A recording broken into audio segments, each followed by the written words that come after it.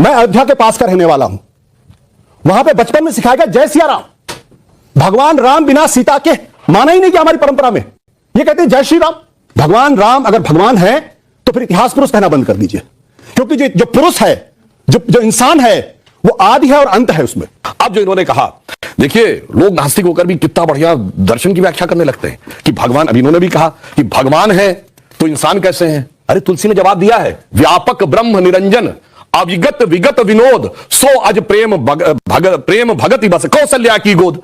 वो कहते हैं कि ये ब्रह्म है, अनादि है, परंतु भक्ति के कारण वह आपको दिखाई पड़ते हैं। जय श्री राम दोस्तों, वेलकम टू माय डिबेट। आज की डिबेट बहुत ही शानदार होने वाली है। आज की डिबेट बीजेपी के प्रवक्ता सुधांशु त्रिवेदी और इंडियन पॉलिटिशियन आशुतोष के बीच होने वाली है। इस डिबेट में आशुतोष ने हमारे प्रभु श्री राम के अस्तित्व पर सवाल उठाया और उन्होंने कहा अगर राम इंसान थे तो वह भगवान कैसे हुए। तो सुधांशु त्रिवेदी ने लाइव डिबेट शो में इस जाहिल इंसान को जमकर धो दिया। यह डिबेट बहुत ही शानदार होगी, अंत तक जरूर देखें। अगर चैनल पर पहली बार आए तो सब्सक्राइब करना ना भूले। चलिए स्टार्ट करते हैं। आइए देखते हैं मजा आएगा। ये बात है बिल्कुल सही, आनंद की बात मानते हो, हमारे सिविलाइजेशन के एक हिस्सा है और उसके प्रतीक पुरुष कह सकते हैं। लेकिन जब हम राम के बारे में बात करते हैं तो किन राम के बारे में बात करते हैं? वो जो कबीर के राम है, जो कहते हैं मैं तो राम की बहुरिया हूं, ये कबीर कहते हैं। कबीर ये भी कहते हैं निर्गुण राम जपहु रे भाई, अवगत की गति लखी न जाई। ये कबीर कहते हैं वो एक निराकार परमब्रह्म की बात करते हैं जिनको आप महसूस करते हैं, जो कहीं किसी मूर्ति में नजर नहीं आते, उनको हर जगह नजर आते हैं। और तुलसी क्या कहते हैं? रामई केवल राम प्यारा, जान ले जो जाने निहारा। तो तुलसी ये कहते हैं। तो हम किस राम के बारे में बात कर रहे हैं? वो जो निराकार ब्रह्म है या वो जो साकार ब्रह्म है? इन दोनों के बीच में अगर हम ध्यान से देखें तो रामचरितमानस में आ जाते हैं कि रामचरितमानस है क्या।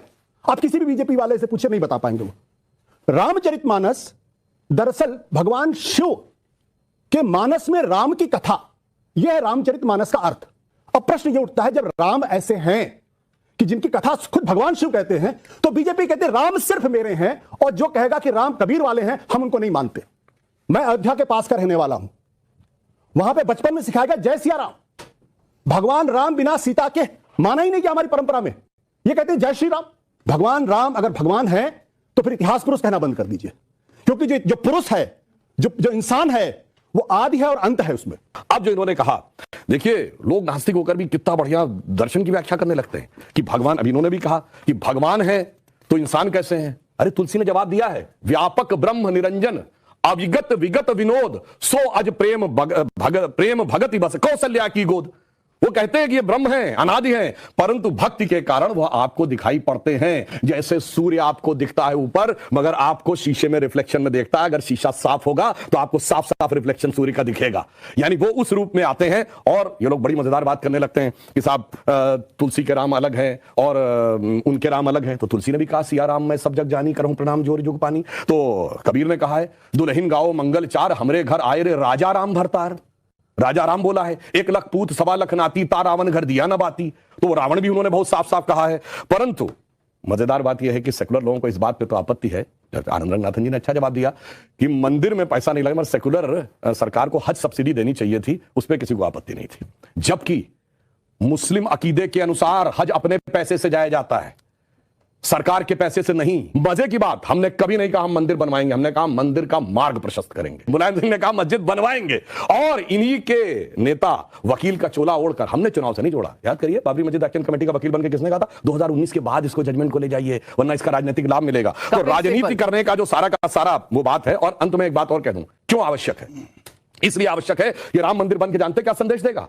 दुनिया का इतिहास भरा पड़ा है कि भाई भाई की गर्दन काट के गद्दी पे बैठा, बेटा बाप को मार के गद्दी पे बैठा। यह दुनिया को यह संदेश देगा कि एक ऐसा भी महापुरुष है, एक ऐसे भी भगवान है, एक ऐसी महान संस्कृति है जहां पिता के एक वचन के लिए संपूर्ण राज्य छोड़कर बेटा जंगल में चला जाता है। जहां जिसको राज मिलने वाला होता है वो खड़ाऊ रख के शासन करने लगता है, दूसरा भाई जंगल में चला जाता है। यह संदेश देगा। और मैं एक बात और कहना चाहता हूं, जो आपने कहा राम शब्द का अर्थ जानते क्या है? रम धातु से बना है। जैसे आपने हिंदी में और संस्कृत में शब्द सुना होगा रमणीक स्थान, रमता जोगी, यानी जिसमें चीज सेटल हो। राम शब्द का संस्कृत में अर्थ है रमन्ते इति रामः, अर्थात वह एलिमेंट जिसमें संपूर्ण संसार सेटल्ड है। और वो एलिमेंट का संघर्ष किससे है?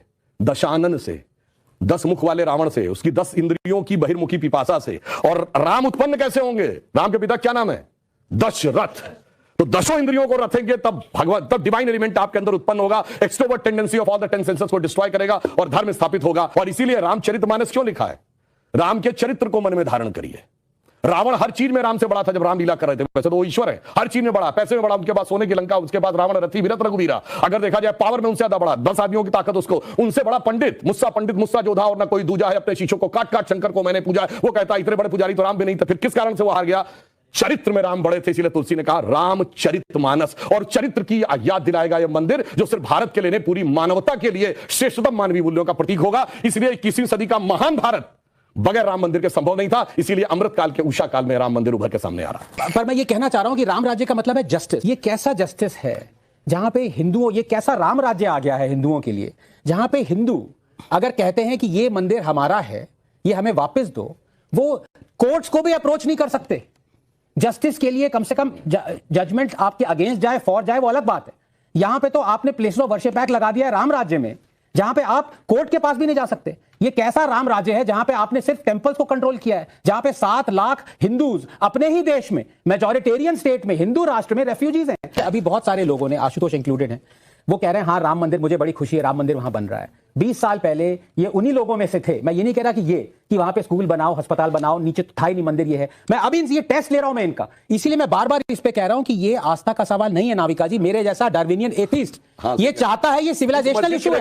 अब मैं सुधांशु जी, मैं इन्हीं से पूछना चाहता हूं, क्या आप चाहेंगे कि काशी का मंदिर वापस मिले, वो जो ज्ञानव्यापी जो है हिंदूज को वापस मिले? क्या आप चाहेंगे कि मथुरा का ईदगाह हटे और वहां पे जो कृष्ण जन्म स्थान है वो हिंदुओं को वापस मिले? आप नहीं चाहेंगे, क्योंकि आपका प्रिज्म जो है वो ये सिविलाइजेशनल इशू मानता ही नहीं है। वो ये मानता ही नहीं कि इनजस्टिस हुआ है। आपको ज्ञानव्यापी दिख रही है, आपको काशी विश्वनाथ मंदिर दिख रहा है टूटा हुआ, उसके ऊपर गुंबद बनाए हैं, लेकिन फिर भी आप ये कहते हैं। और मैं ये आज डंके की चोट पे कहता हूं कि ये इसीलिए ये आस्था का इशू नहीं है, क्योंकि अगर कोई मेरा मुस्लिम भाई अगर वो कहता कि मेरी मस्जिद ढाई गई है, इसके ऊपर किसी राजा ने हिंदू टेंपल बनाया है, मैं उसके साथ कोर्ट जाता उसको जस्टिस दिलाने के लिए।